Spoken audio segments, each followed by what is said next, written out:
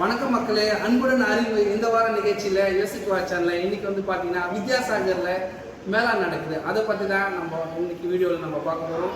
வாங்க நம்ம வீடியோக்குள்ளே போகலாம்.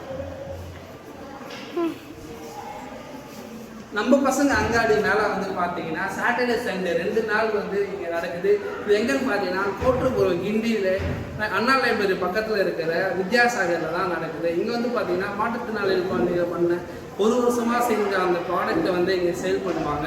ஸோ நிறைய 25 NGOs கிட்ட வருது. டைமிங் பார்த்தீங்கன்னா 11 to 7 போத் சாட்டர்டே சண்டே இருக்குது. ஸோ கண்டிப்பாக மறக்காமல் வாங்க.